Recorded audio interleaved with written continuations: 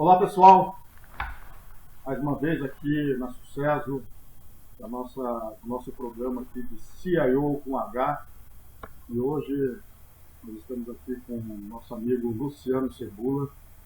Nós vamos ouvir um pouquinho dele, das contadas histórias, saber como é que é a vida dele com TI, com a família, entender um pouquinho do que leva os desafios dele para o trabalho. O Luciano é curitibano, uma coisa rara aqui na nossa cidade. Da Gema. Curitibano da Gema, né? Casado há 20 anos, tá cara de guri, mas ele já é casado há 20 anos já. Tem uma filha de 13, né? Coxa branca, nem todo mundo é, né? Sofredor. É importante que tem saúde, né? E torcedor do Coxa, então, gosta de pescar, levar a família, gosta de realmente tocar violão, até isso que nós queremos um dia comprovar se ele toca mesmo. Tem uma atividade social, acho que é importante, né? Acho que com atividades com a família, geralmente. Até síndico de condomínio ele é. Isso mesmo, né? Síndico de condomínio? Não, não é de condomínio, é de uma associação de moradores lá na praia. Ah, na praia? Ah, tá menos mal. Pensei que você gostasse, se fosse masoquista, quisesse Deus me livre. Ser condomínio também, né? Respeito muito quem é. E começou cedo na tecnologia, né? Acho que a gente vai começar por aí esse gancho, né? Deixando essa conversa. Queremos saber como é que é isso. Você começou com 13 anos trabalhando na TI, cara. Me explica isso. Então, foi engraçado porque acho que isso foi de colégio, né? Eu estudava no Instituto Politécnico Estadual aqui no Auer. E com 13 anos eu estava na quinta série, acho que é a quinta série, né? Agora é o sexto ano que o pessoal chama, né? E apareceram lá aquele pessoal que vende cursinho de informática, né, no colégio, para pegar os alunos e tudo mais. E aí eu achei aquilo espetacular, que afinal de contas, naquela época, computador era trabalhar com computador, que eu falava, era a profissão do futuro, né? Sim. Então é engraçado como as referências, né, de sucesso elas vão mudando conforme vai passando o tempo, né? Que aí eu cheguei em casa com aquela propaganda do curso de informática. Inclusive foi o primeiro curso de informática que teve em Curitiba, que era Data Center. Ficava ali no centro, Barão do Rio Branco. E aí eu levei aquilo para casa, família simples, né? Não tinha dinheiro para nada. Aí meu pai olhou aquilo e falou assim: não, porque eu acho que é uma boa você fazer isso aqui, porque daí um dia você vai trabalhar em banco. Porque o sinal de sucesso era trabalhar em banco, né? Porque era lá que tava o dinheiro, né? Não, bacana. Aí, o curso longo, um ano e pouco de curso, né? Mas era muito bacana porque ele tinha uma característica muito diferente dos cursos de informática de hoje, né? Que hoje você aprende a usar ferramentas, né? Naquela época era muito mais raiz, né? Então você aprendia sobre sistema operacional, você aprendia a programação. Então você aprendia Basic, COBOL, e aí tinha o Basic voltado a desenvolvimento gráfico. Meu, aquilo era um barato, né? Então, um molequinho de 13 anos, imagina, 13 anos tem a idade da minha filha hoje. E você era mais novo da turma? Não, eu era o mais velho, mas eu tenho mais um irmão. Pra molecada. Não, eu digo, da turma que estava fazendo curso, você era mais novo? Não, era o mais novo. Né? Era aquele pessoal da Telepar trabalhando lá. E aquilo era muito engraçado, porque como eu peguei a coisa desde o começo, né, então eu não tinha nenhum paradigma para quebrar ali. Então você sentava para ver programação, o professor explicava o que era um if, o que era um else, o que era um for. Aquilo entrava muito fácil. E aí, eu encarava aquilo como um passatempo mesmo. Tanto que sempre que tinha oportunidade eu ia lá conversar com o monitor do laboratório, né, do CPD, para poder ficar um pouquinho mais, para ficar lá treinando, fazendo os programinhas. Cara, aquilo era muito legal para mim e acabou sendo muito natural, né? E era interessante ver como aquilo era natural para mim e era difícil pro pessoal que era mais velho, né? E aí, aquilo virou a fagulha do início da área de TI, né? Então, eu terminei o curso e ainda depois, entre terminar o curso e começar a trabalhar, ainda levou uns 2 anos e meio ainda até ter o meu primeiro emprego relacionado à área de TI, né? Que legal, cara. Você começou cedo mesmo, 13 anos, cara. Molecada tá nem aí com isso, cara. Começar a trabalhar, né? Então você entrou já e foi trabalhar depois aonde? Primeiro emprego? Daí eu saí dali, aí o meu pai chegou pra mim, né? Eu tava com 15 para 16 anos, ele falou assim, ô Pia, acho que tá na hora de você se coçar e arranjar um emprego, né? Eu falei, não, tudo bem, pai, vou me esforçar. Aí fui lá, coloquei, lembra do Alô Negócios? Lembro. Que tinha um jornalzinho que você colocava anúncio? Lembro. Pois eu fui lá e coloquei o anúncio no jornal. Me ofereço para trabalhar, sem experiência em trabalho, mas com experiência em micro. Meu amigo, em 3 anos, você veja, eu aprendi a trabalhar o curso, né, que eu tinha feito, era no Apple II, e aí lá no finalzinho começou a entrar os PC XT. Né? Então, pô, 3 anos depois, era tudo plataforma AT, já quase começando, na verdade era na época do DOS ali, já quase começando o Windows. Meu, aquilo, o curso que eu fiz já não adiantava mais nada, né? E não é que me ligaram, eu saí da anúncio, te ligaram. Eu fiz o anúncio e me ligaram. O cara de uma distribuidora de doces ali na Lourenço Pinto me ligou e falou assim, tô precisando de auxiliar de serviços gerais. Você quer vir aqui conversar? Eu falei, não, vamos aí. Aí fui lá, o cara me mostrou um computador, eu tinha conversado um pouquinho antes com meu primo, falei, cara, me dá uns toques aí de como é que funciona o computador hoje em dia, né? E aí ele falou assim, não, é assim que liga e não sei o que, me mostrou um computador que ele tinha lá. Aí eu cheguei, olhei pro computador, apertei o botão na frente do dono da loja, né? O computador ligou e já caiu no programa de controle de estoque da loja. Eu falei, esse é o programa da loja, né? Então eu vou precisar de uns dias para aprender. Ele falou, não, tranquilo, vai vir o analista de sistema, ele te ensina a mexer no sistema. Eu falei, putz, é muita sorte, Fernando. Se tivesse caído no prompt do DOS, eu não sabia nem dar o comando de executar o programa. Eu saí dali e me matriculei num outro curso de informática que era da Microcamp. E aí, só que daí era uma mudança de conceito, porque lá já era aprender a usar Windows, Word, Excel, então era uma outra pegada. Então, mas foi muito divertido. E foi aí, né, aí eu tenho que fazer um disclaimer aqui, foi nessa empresa que eu conheci o cara que é o responsável por eu estar na área de TI hoje. Além do meu pai lá, que deu o curso de informática, tem um cara chamado Marco Antônio Polidoro. Inclusive eu procurei ele antes achei ele no LinkedIn, porque desde essa época a gente teve um contato e depois a gente nunca mais se falou, né? Ele era o analista de sistemas dessa distribuidora de doce. Ele que desenvolveu o sistema. Ele que desenvolveu o sistema de estoque, só que como eu fazia curso e eu não tinha um computador aonde praticar, putz, eu queria usar o computador da empresa. Só que ele era todo bloqueado e não permitia que você usasse, fosse pro prompt. Só que daí eu comecei a descobrir uns truquezinhos, aí descobri a senha que ele tinha jogado no lixo, papelzinho. O pessoal fala, né? Pô, não anota em papel. Gente, isso é verdade. Aí fui lá, consegui pegar a senha, entrei, consegui ir pro prompt. E aí eu descobri que o banco de dados que o pessoal usava era o DBase 3 Plus assistido. E você, por dentro do banco de dados, conseguia rodar comando no prompt. Meu, ele ficava quase doido, porque ele não conseguia descobrir como é que eu achava a senha. Né? Então eu entrava, olhava no código-fonte e descobria a senha por lá, porque a senha estava hardcode no código. Sim. E aí um dia ele chegou e falou para mim assim, Luciano, vamos fazer um combinado aqui, ó. Eu nunca mais te coloco senha, mas você tem que me dizer como é que você descobre a senha. Aí eu expliquei para ele achou espetacular a forma, e ele me convidou para começar a dar aula de informática numa escola ali na esquina da Marechal Deodoro com a 15. Legal, cara. Meu, e ali eu saí da distribuidora de doces ali, né? Aí fiquei uns bons 3 anos dando aula. E isso comecei a dar aula com 16 anos. Foi muito bacana, assim, porque daí eu aprendi muito. E foi uma experiência interessante, porque daí eu dei aula ali, daí saí, fui dar numa outra escola. E passei bastante tempo dando aula até começar na área de programação. A área de programação, conheci o meu chefe que me deu o primeiro cargo na área de gestão, lá no Estúdio Lume, que foi o Silvio. Aí estruturei o setor lá, daí saí dali, fui para PK Cables Brasil, fiquei mais alguns anos lá também. Você conheceu lá naquela época, né? Isso, exato, né? E lá já era uma multinacional, uma indústria, e aí foi paixão à primeira vista, né? Porque essa área industrial é uma área apaixonante. Aí eu nunca mais quis sair da área de indústria. Então de lá para cá foi só indústria. Só indústria, né? Você sabe que você está ilustrando uma coisa bacana, né? Que eu sempre acho que metade maior parte do talento aí é muito mais dedicação e estar à disposição para aprender, né?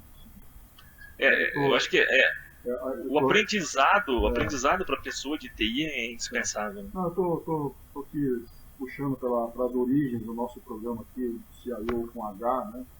É justamente isso, né? Para mostrar um pouco desse lado do... Como é que você começou o fio da meada ali, né? Para começar a puxar e tal. A gente olha hoje os CIOs aí de sucesso, assim, nas empresas, né? Mas não consegue visualizar a origem difícil que foi para começar, a relação ali, né? Estar preocupado em aprender, de começar, né? Então esse negócio é muito legal. E hoje, assim, já no nível mais de gestão, você começa a pensar, enxergar a TI de outra maneira também, né? Que é a questão estratégica, né? Que eu acho que isso é meio que natural à medida que vai galgando maturidade na área, né? Como é que você está enxergando isso hoje, né? A importância da TI, aqui já puxando para outro nível, né? Como é que você enxerga a TI voltada para o business, né? Qual é a importância da TI para o business, né? Eu acho que são dois momentos, né? O primeiro que você deixa de ser o cara da informática, né? Porque quem está lá de informática gosta de informática. Sim. Ela é uma área que exige bastante, mas ela é uma área bastante justa. Sim. Porque ela te entrega aquilo que você investe. Né? Então, quanto mais você estuda, quanto mais você se especializa, mais ela te devolve. Então, ela é uma área bastante justa. E quando você começa a fazer essa migração do cara que tem o pé no técnico para ser a pessoa de estratégia, né, é como se você aprendesse uma nova profissão. Sim. Porque aí você...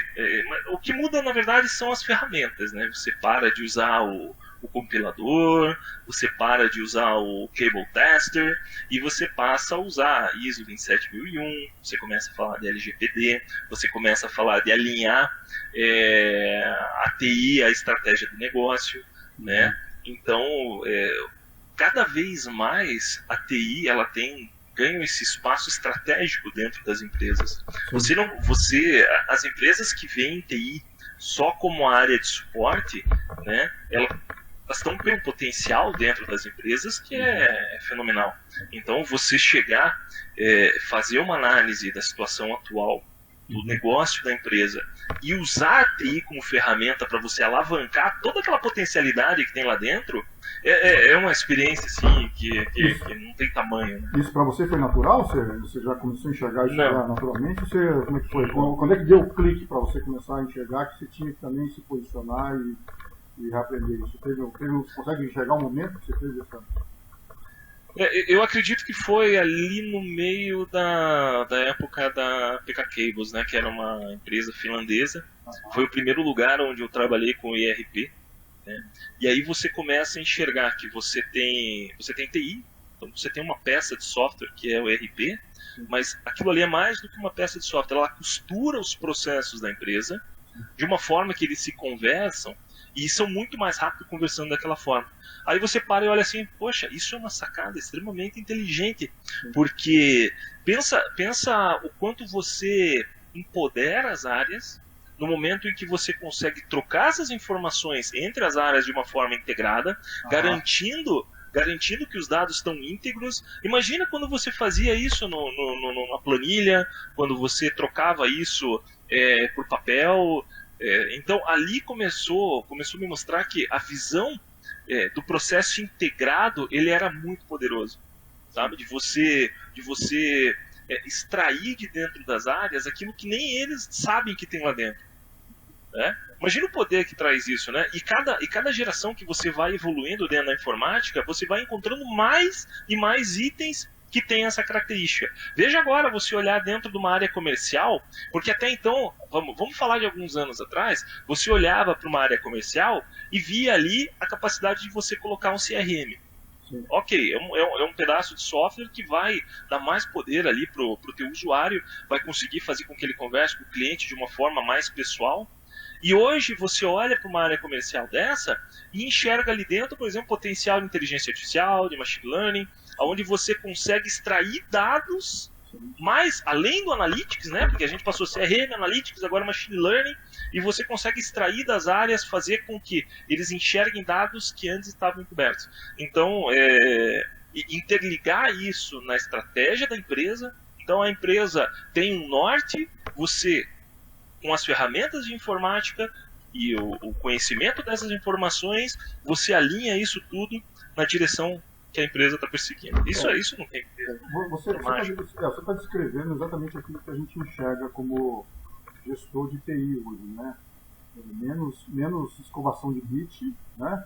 E mais alinhamento estratégico, né? Você tá no meio do caminho ali, uma função híbrida, né? Entre conhecer o que há de tecnologia, o que tem de tecnologia ali em uso, que é viável fazer, e para onde é que a gente pode ir, né? Para onde é que a companhia vai, né?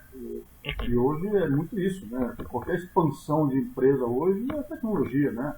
Você quer abrir uma filial é tecnologia, você quer inovar é tecnologia, você quer fazer, melhorar processo é tecnologia. Então, realmente, o que você está me descrevendo agora é justamente o que a gente está percebendo, que é o grau de maturidade que o gestor de TI tem que ter, né, para poder... E as empresas, de forma geral, né, você já vê as áreas indo atrás de ferramentas, né? Uhum. Antigamente, a TI funcionava meio como silo da tecnologia, né? Então, você era a área que tinha as soluções. O usuário chegava até você, fazia uma consulta, perdia uma permissão para instalar um software. Hoje não, hoje o perfil do usuário ele já vem com o software comprado, analisado, muitas vezes não passa pela TI e chega para você e fala assim, olha, eu quero que você instale isso aqui, né? Eu acho que é muito da TI se colocar à disposição agora dos usuários para que ele se sinta à vontade, porque antigamente a TI era muito de dizer não, né, Fernando? O pessoal não ia perguntar para a TI, porque pô, a TI é o cara que vai dizer que não dá, porque esse software tem que pagar, esse software não sei o quê. Então, eu acho que dos segredos é você se colocar à disposição de uma forma em que o usuário veja na TI um parceiro. Quando ele vai querer fazer uma escolha por um software, ou ele está tendo um problema, ele sabe que ele pode chamar a TI para conversar, que é a área que vai tentar arranjar uma solução, e não dizer não de primeira, né? Mas isso também, né, que você está falando, Luciano, não é todo mundo que consegue, né? Você interagir com pessoas e conseguir passar a elas confiança, né? E você se posicionar como parceiro, como colaborador para os projetos, para entender necessidades, né? E ao mesmo tempo que conseguir convencer de que determinada tecnologia não é bom, porque não está alinhado com o que a gente quer fazer, saber dizer não também, né? Exato, então, exato. Isso é talento também da maturidade, né? Porque isso, eu diria assim, está aí a arte do gestor, né? Saber dizer sim, né? Ter a empatia para estar junto, né? Também saber dizer não, porque não está alinhado com o planejamento estratégico da empresa, né? E da onde que vem essa tua habilidade para falar? Você já deu sinais aqui que tem boa articulação. A família, você estava trabalhando na família, com a família? O que é? Qual é o negócio que vocês tinham? Primeiro que esse é um exercício diário, né? Não é uma coisa simples, né? Não. Assim, a gente teve alguns exemplos, né? Então, como a gente comentou aí fora da gravação, né? Eu sou assim porque eu fui criado num bar, né? Então já começa por aí, é família de comerciante, então... eu costumo dizer que eu morei até os 23 anos numa casa que não tinha portão, né? Porque já você saía da sala, era direto dentro do bar, aqueles boteco de bairro mesmo, né? Que vende pinga e home office. Você já comeu home office? Sabe o que é home office, Fernando? Claro que eu sei. Então, a gente tinha o costume de não ter o que fazer, e naquela época era muito comum o ócio, né? Você não tinha smartphone, difícil ter videogame, então você não tinha o que fazer, você ia no bar e ficava ali conversando com os fregueses e tudo mais. Então isso te dá contato com vários tipos de público, né? Além disso, né? Então isso foi uma base bastante importante da minha vida, e esse atender as pessoas, né? E quando eu comecei a dar aula nessa primeira escola, que foi o Marco Antônio Polidoro que me levou nessa escola, né? Ele era um cara assim que tinha um exemplo de atendimento ao consumidor que era impressionante, né? Então ele tinha uma forma de se portar perante. Ele estava ali para dar aula também, mas muitas vezes eu via ele atendendo no balcão ali da escola, e ele tomava a frente, e ele tinha uma forma de atender as pessoas assim, extremamente polida, uma forma educada, com paciência, que muitas vezes as pessoas que estavam lá na escola para atender as pessoas não tinham, sabe? E aquilo ali eu achava espetacular. Então, não que a gente consiga fazer isso 100% do tempo, mas a tentativa de sempre dar a atenção que a pessoa merece, sempre escutar o que a pessoa tem para dizer, sabe? É um exercício diário, e quando as pessoas começam a praticar isso é bastante gratificante, sabe? Então, você conviver com as pessoas, escutar o que elas têm para dizer. Você falou uma coisa importante, né? Acho que hoje ouvir, né? Saber ouvir o usuário, o seu cliente, ouvir todas as áreas, né? Essa é a melhor parte, né? Você poder entender o problema do cliente, do teu usuário, e traduzir isso para a solução, né? Baseado em tecnologia, como é que se diz? É um atributo que, para poucos, né? Não sei se você está falando agora, se a experiência de fato de trabalhar com o teu pai no bar, né? Que você está acostumado a pegar gente de todo tipo. Ou era escola, o pai e a mãe, né? Os dois, né? Então nesse sentido eu digo que uma bela de uma experiência. E para relaxar, nós estamos falando só de trabalho, né? Mas a ideia também não é só essa. Para relaxar, como é que você faz? Vamos dizer, para fugir também desse estresse do dia a dia, o que você está fazendo? Joga futebol, torcedor do Coxa fanático, como é que você faz? Fanático. O estresse ele é uma situação premente na área de informática, né? Tem dias que você... Mas é importante você ter uma válvula de escape, né? Não tenha dúvida. Eu diria o seguinte, Fernando, eu acho que a primeira coisa que eu sempre procuro fazer, sabe aquele dia que o bicho tá pegando, né? Que você... Porque assim, a gente sempre tem muitos sucessos, né? Mas você conviver com os insucessos no dia a dia também, ou quando o resultado não sai da forma como você quer, ele é bastante importante. Então, é uma central telefônica importante do 0800 que para, e os usuários muitas vezes eles são bastante duros nas cobranças, né? Eu acho que nesse momento, no momento do estresse, eu acho que é muito importante, eu tento fazer esse exercício que é colocar as coisas em perspectiva, né? Quando o nível de estresse está subindo, eu procuro primeiro parar e me perguntar se aquilo que está acontecendo é realmente tão importante, né? Então, assim, parou lá um sistema de atendimento ao cliente, é importante? É extremamente importante para a empresa, né? Mas o que é mais importante na minha vida? O mais importante na minha vida é minha família, minha saúde, né? Então, muitas vezes as perguntas que eu me faço eu estou com boa saúde? A minha filha está com boa saúde? A minha esposa está com boa saúde? Como é que estão meus pais? Né? Então, isso que é o importante, está ok? Então eu não tenho motivo para me estressar. Né? Então nós vamos trabalhar, nós vamos resolver o problema, nós vamos dar o melhor que nós temos para oferecer naquele momento para resolver o problema e tentar deixar isso claro para onde a gente está tentando atender. Né? Então esse vamos dizer assim, é o nível 1, a defesa número 1. Né? E aí quando você chega em casa... quando você chega em casa, tem alguns pilares que você precisa cuidar. Você sabe que eu já passei por problema de estresse, eu já tive que ir em médico, tomar medicação, e teve um médico, isso lá há muitos anos atrás, eu não tinha nem 35 anos ainda. Ele me falou isso, né? Que eu não sei se eu vou lembrar da aula que ele me deu, mas enfim, ele falou que nós temos alguns pilares que a gente tem que cuidar na nossa vida, né? Se um deles falha, os outros caem. Então, um deles é a saúde, o outro é a família, o outro é o lazer. Então você precisa cuidar desses pilares para que a tua vida se sustente. Se você não cuidar de um deles, os outros desmoronam. Né? Então, eu acho que cuidar muito de casa, de como é que está a família, e você ter um porto seguro para voltar. Eu acho que isso é importante, ter para onde voltar, né? Porque termina o dia, você vai para onde? Né? Então, cuidar desse porto para onde você volta.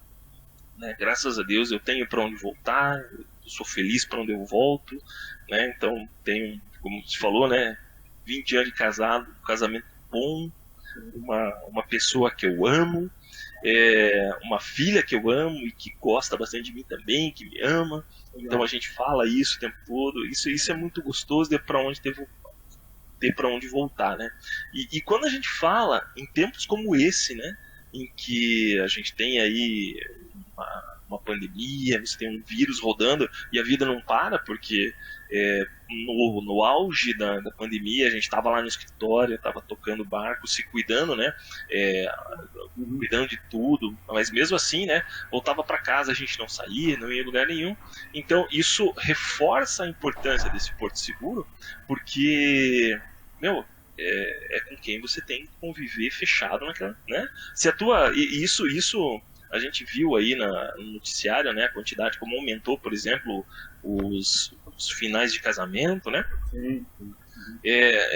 A hora que você se tranca dentro de casa com todo mundo, e aquilo ali que você tem que conviver, e não adianta, rapaz, a verdade vem na cara, né? Então, se você já tem uma situação estabilizada, é muito mais fácil. E aí, claro, né, os hobbies que você falou, né, tocar um violãozinho, né? Eu gosto muito mais do que toco, e pescar, né? Também falo muito mais de pescaria do que eu vou pescar na prática. Esse ano todas as minhas pescarias foram canceladas. A gente tinha uma pescaria lá no Rio Paraná, a gente tinha outra na Argentina, todas elas foram canceladas, então a pescaria ficou só virtual, conversando com o pessoal pelo WhatsApp mesmo. E aí como eu te falei, né, assistir série, porque agora uma coisa que a gente adora aqui em casa é tentar achar uma série que caiba pra família toda, né? Sim, então eu tenho a dica cultural de hoje, gente, é a série Modern Family. Assistam, é muito bom. É legal, é legal? Você dá muito boa, muito boa, muito boa. Tem no Netflix. E aí... Já fiz isso também com a molecada em casa também. Pega um final de semana frio em Curitiba e fazia isso. Mas esse Modern Family é realmente um seriado? É uma série muito boa, muito boa, muito boa. São duas séries que eu posso indicar que é pra família, assim. É o Modern Family e o Brooklyn Nine-Nine. Legal, bacana. Meu, é muita risada que você dá, são séries muito boas. E aí... Você comentou uma coisa importante, né, Luciano? Essa questão que você falou agora dos pilares aí, e só o fato de você comentar que tem essa proximidade com a filha, com a família, para assistir junto, já tem uma conotação bastante significativa, né? Pressupõe uma série de requisitos para você conseguir fazer isso, né, com a família, né, ter essa proximidade, uma pré-adolescente ou já adolescente aí também, né? Então, isso é uma conquista, né? Muito importante, tá? Uma das maiores, né? As quais eu mais me orgulho. Poder chegar nessa idade com a filha e ter esse nível de convivência, né? Você está de parabéns em relação a isso, né? Obrigado. Faz mais que obrigação também, né? Eu acho que é isso. Ô, Luciano, acho que a gente fez um bate-papo legal aqui, né? Acho que o objetivo era justamente poder mostrar um outro lado aí do profissional que está, né, tá no nosso grupo, está nos nossos relacionamentos, né? É uma satisfação muito grande conhecê-lo também nesse ponto. A gente só se conhece por atividades de negócio, trabalho, né? E a proposta do nosso CIO com H é justamente essa: mostrar um pouquinho do lado humano aí do profissional, né? E acho que a gente conseguiu registrar isso, tá? Então, mais uma vez, obrigado por você ceder seu tempo para nos ajudar, né? E também esperamos poder retribuir dentro do possível. Eu gostaria que você fizesse um breve depoimento, se possível, para dar lições também para aqueles profissionais que estão ali começando, né? Você deu bastante o teu caminho, mas você tem alguma mensagem que você gostaria de deixar para os profissionais? Cara, eu gostaria de falar principalmente para essa piazada, né? Ou como diz, né? Essa gurizada, piazada. Piazada é termo de Curitiba, né?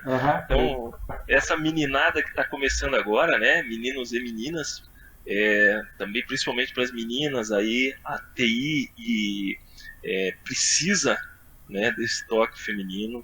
Então, venham para a área de TI.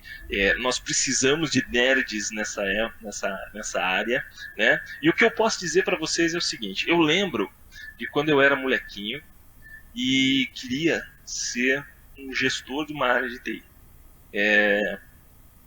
Eu lembro assim do medo, da insegurança e de pensar assim: gente do céu, quanta coisa você precisa saber para chegar lá, né? E no final das contas, gente, quando você cresce, né, os desafios precisam ser assumidos por alguém, né? Então, o que eu poderia dizer assim, nunca se encolha, chama a responsabilidade, né? Chama assim, alguém precisa chamar a responsabilidade. Então, se alguém precisa chamar a responsabilidade, que esse alguém seja você. Que legal. Eu acho que era isso que eu queria deixar. Bacana, bela mensagem, tá? Luciano, mais uma vez obrigado e esperamos revê-lo sempre nos nossos projetos com sucesso, tá?